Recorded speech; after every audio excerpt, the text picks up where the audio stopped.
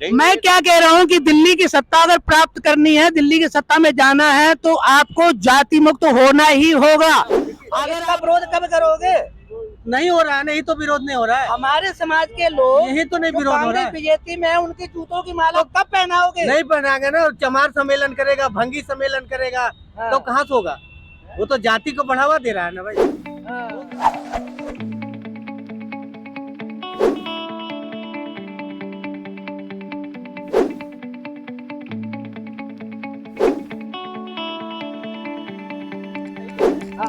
आप क्या कहना चाहते हैं? 131 सांसद। इधर सुनिए, पूना पैक्ट वही तो था कि जो भी विधायक एमपी और विधायक जीतेगा वो रिजर्व क्षेत्र में रिजर्व के लोग देगा वोट उसको, तो वो हमारा काम करता।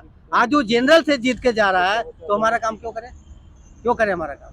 नहीं आप फिर नहीं समझ पा रहे। नहीं, फिर नहीं समझ पा रहे। अरे जा रहा है रिजर्व से, लेकिन वोट किसका ले रहा है? सबका ले रहा है। अरे नहीं वोट तो जनरल वाला जिता रहा है ना सवाल उसको। फिर उलझ गया। हाँ, जो भी रहे भाई, जनरल के लोग वोट दे रहा है। समाज फिर उलझ गया। समाज समझिए, सीटें 131 ही हैं, हाँ, समझ ना। और अगर वो कांग्रेस या बीजेपी से जाते हैं, वो उन्हीं सीटों से लड़ाते हैं। वो 131 के अलावा सीटें लड़ाएं, ये कह रहा हूँ मैं। तो वही तो फिर वही बात कर रहे हैं। बताओ। वही तो पूना पैक्ट था कि वही तो बाबा साहब डिमांड किए थे हाँ। कि जो हमारा 135 सीट है वो सिर्फ रिजर्व वाला ही वोट देगा उसको। तो इसका विरोध कब करोगे? नहीं हो रहा है, नहीं तो विरोध नहीं हो रहा है। हमारे समाज के लोग यही तो नहीं जो विरोध हो रहा कांग्रेस है। बीजेपी में है, उनके जूतों की माला कब पहनाओगे? नहीं पहनाएंगे ना, चमार सम्मेलन करेगा, भंगी सम्मेलन करेगा, तो कहाँ से होगा? वो तो जाति को बढ़ावा दे रहा है ना भाई। वो कहाँ करेगा बताइए? बिल्कुल सही कहा कि मैं जातियों में जो बटा हुआ है वो हाँ। कभी एक हो ही नहीं सकता है। अब देख रहे हैं कि अब बाबा साहब के खिलाफ लोग करते अब हैं। देखिए, और चमार सम्मेलन किया। आपने जाति की बात कही कि हाँ। प्रथम चमार अधिवेशन हुआ, हाँ। और कल मैं जयपुर में देख के आए हूँ, हाँ। सैनी सम्मेलन हुआ है। हाँ, तो सैनी सम्मेलन का वहाँ पे माली समाज जिंदाबाद, हाँ, माली हाँ। समाज जिंदाबाद। तो कल को धोबी समाज जिंदाबाद, सब जिंदाबाद समाज करते रहेगा तो बसोर समाज जिंदाबाद। वो लड़ाई नहीं हो सकता ना। देखिए, आपने कहा कि गुजरात में प्रजापति सम्मेलन हुआ है। हाँ, तो वहाँ भी उन्होंने यही कसम खाई है हाँ। कि हम इन बीजेपी वालों को वोट नहीं देंगे और कांग्रेस वालों को वोट नहीं देंगे। मैं क्या कह रहा हूँ कि दिल्ली की सत्ता अगर प्राप्त करनी है, दिल्ली की सत्ता में जाना है, तो आपको जाति मुक्त होना ही होगा। अगर आप जाति मुक्त नहीं होंगे और जातियों के सम्मेलन करेंगे, नहीं, देखिए सुनो, पहले इस कंफ्यूजन को दूर करिए कि जाति छूटेगी कैसे टूटेगी। बहुत सारे लोगों ने इस पे विचार विमर्श किए हैं। सबसे पहले जाति व्यवहारिक रूप से छोड़नी है, और करना क्या? जब तक छोड़ने को कह देंगे लेकिन करने को नहीं बताएंगे तो आदमी भ्रमित हो जाएगा। पूरी साइकोलॉजी लेके चलिए। तो व्यवहारिक रूप से जाति छोड़नी है और तथागत गौतम बुद्ध के बताए मार्ग पर चलना है। एक चीज कि व्यवहारिक रूप से जाति छोड़नी है। जब आप व्यवहारिक रूप से जाति छोड़ देंगे तब क्या होगा? आप में आपस में दोस्ती बनेगी, एक दूसरे को बुलाएंगे तो और आगे की तरफ बढ़ेंगे, एक दूसरे को जानने के बाद वो कब आप रोटी बेटी के संबंधों में बढ़ जाओगे आपको पता ही नहीं लगेगा। जब तक आप बैठते ही नहीं है साथ में तो रोटी बेटी संबंध कैसे करो? मैं कहता हूँ, एक आदमी को कहूँ कि ये फला जाति का है, तुम्हारी ही जाति का, चल शादी कर, नहीं करोगे, क्योंकि जब तक उसके बारे में आप जान नहीं लोगे। क्योंकि शादी एक ऐसा मसला है कि आदमी हमेशा इनसिक्योर रहता है, बेटा बेटी देने में हमेशा छानबीन करता है। तो किसको देता है? जान पहचान वाले को तसल्ली कर लेता है, ठोक बजा कर कि हमारा यार रिश्ता बनेगा, हम निभा पाएंगे, नहीं निभाएगा। जाति एक ऐसा मसला है कि जब तक आप नहीं जानेंगे तब तक आप नहीं दूसरी जाति में शादी क्यों नहीं करते लोग? क्योंकि उसको जानते नहीं है। और वो कैसे जानेंगे? जब व्यवहारिक रूप से आप जाति छोड़ देंगे और आपस में मिलेंगे, बैठेंगे तो शादी भी करेंगे। दूसरा ऑप्शन देता हूं कि औपचारिक रूप से जाति लिखना है। इसमें मैंने बहुत सोचा, बाबा साहब के कई आर्टिकल मैंने पढ़े। व्यवहारिक रूप से जाति क्यों लिखना है? क्योंकि हमारे पास कुछ है ही नहीं। जो मैंने भी थोड़ी देर पहले कहा था कि मैं जमीन देखता हूं और हाँ, इसके बाद जब तक नहीं नहीं देखो अब पूरा खत्म है तो नौकरी खत्म, क्या लिखने की जरूरत है? देखिए अपने संख्या खत्म करना चाहो नहीं, आपस में बहस करेंगे तो निष्कर्ष पे नहीं पहुंचेंगे। आपको क्या करना है, पाखंडियों ने जो 3% पाखंडी है, 3% पाखंडियों ने क्या करा है कि उन्होंने पाखंडवाद को स्थापित किया है। आप संख्या में ज्यादा है, आपको संख्या स्थापित करनी है, चाहे वो बेशक आपका आरक्षण समाप्त कर, लेकिन जब आप अपनी व्यवस्था बनाएंगे। गौतम बुद्ध ने कहा है संसार के सभी प्राणी एक ही मिट्टी के बने हुए हैं, इसलिए मानवता का व्यवहार करना चाहिए। मैत्री धर्म है, धर्म ही मैत्री है, इसलिए हमें मैत्री भाव भाईचारा बना के रखना चाहिए। जाति इसीलिए गौतम बुद्ध ने अपना राजपाट छोड़ करके मानवता के लिए काम किया और बहुजन हिताय बहुजन सुखाय लोक अनुकंपाय के ऊपर अपना मैं आपकी बात समझ गया, जो मैं कह रहा हूँ जी जी कि शुरू कहाँ से करें। रिसर्च किया, तो उसके बाद बाबा साहब ने संविधान में कास्टों को खत्म कर दिया है। SC OBC ST रखा गया है, लेकिन ब्राह्मणवादी पार्टियां हैं, मनुवादी पार्टियां हैं, वो उपजाति को कायम रखना चाहती हैं, लेकिन हमारा सर्टिफिकेट SC OBC से ही काम चल जाए। वो होता है पिछड़ा हुआ, धन और दिमाग में जो पिछड़े रहते हैं उनको मुख्य धारा में लाने के लिए SC OBC के जरिए से लाया जा सकता है, रिजर्वेशन दिया जाए जो लोग पिछड़े हुए हैं।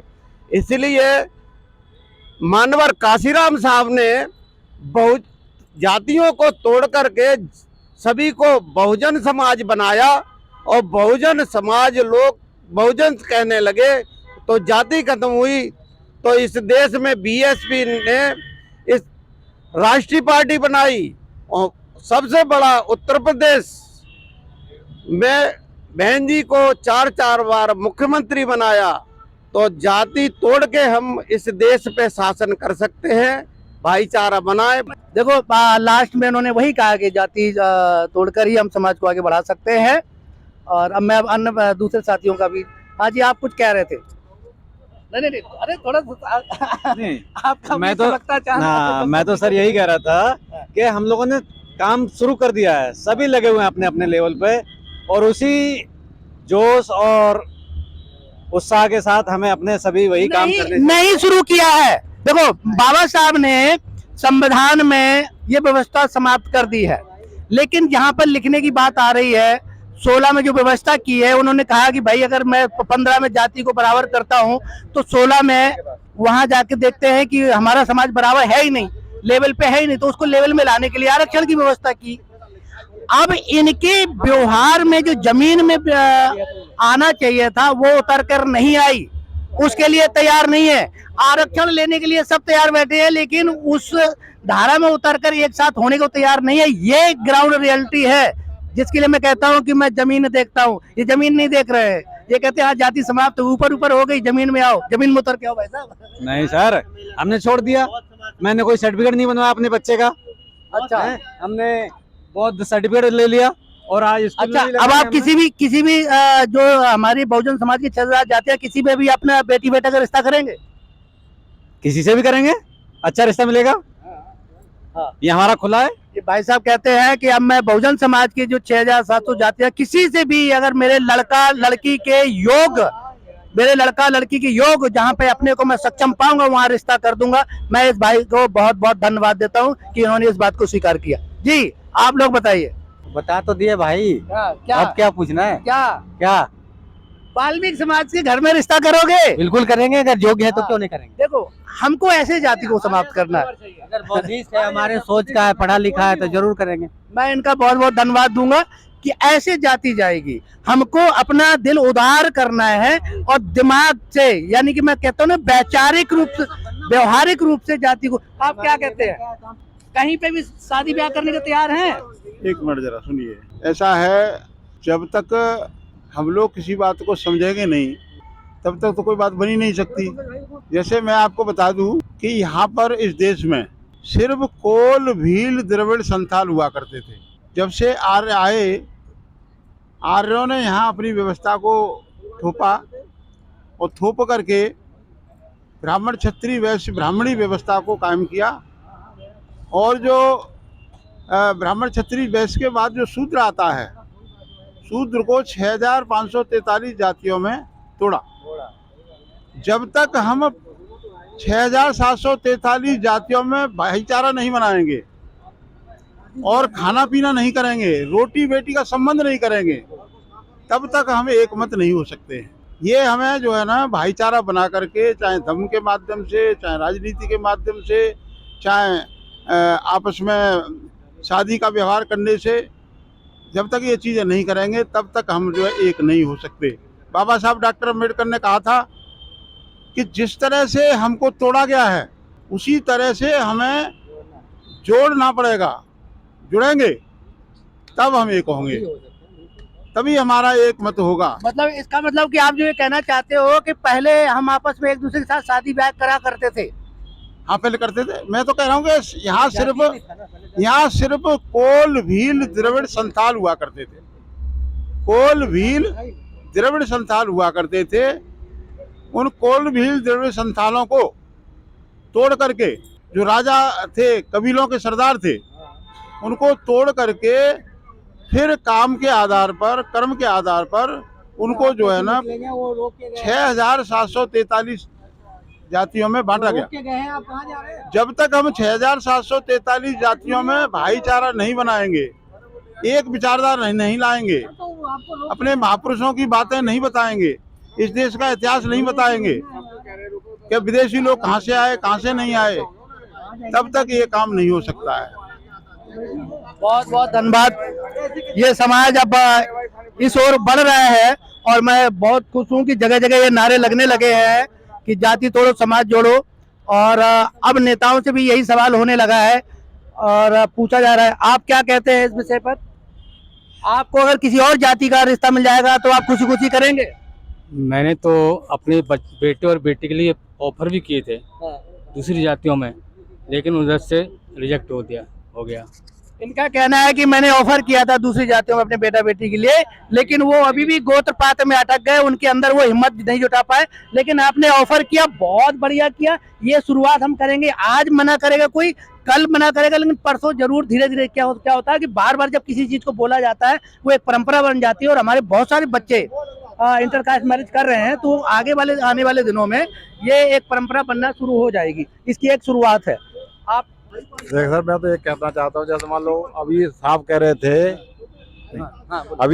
रहे थे अगर बराबरी का पढ़ा लिखा, जैसे मान लो कोई है एक हाई लेवल का है, वकील है या डॉक्टर कोई भी है, तो डॉक्टर को उसी को देखेगा वो। मैं इनका कंफ्यूजन दूर कर देता हूँ। ये कहना चाहता है कि भाई अगर मैं दूसरी जाति में शादी करूंगा तो क्यों करूंगा, तो कहने का मतलब जाति का अगली अपनी जाति का भी होगा। क्या अभी साहब ने बोला अगर बराबरी का होगा, विचार उसका विचार की जगह अलग बात, हमारा आपको विचार लगे तो क्या आप बड़े और छोटे हो जाएगा। जो कह रहा बराबरी का मतलब है आप BA में हो, मैं अनपढ़ आदमी हूँ, मेरी लड़की पढ़ी लिखी है या मेरा लड़का पढ़ा लिखा है, आप सोचोगे यार ये तो लड़की पढ़ी, सब बाप तो घास खोदता है। मैं आपका विचार समझ रहा हूँ। ये कहना चाहते हैं कि जब भी लड़का लड़की की शादी माँ बाप करना चाहते हैं तो वो तालमेल देखते हैं कि ये बच्चे आपस में विचार मैच कर पाएंगे। अगर लड़की ग्रेजुएट है तो कोशिश की जाती है कि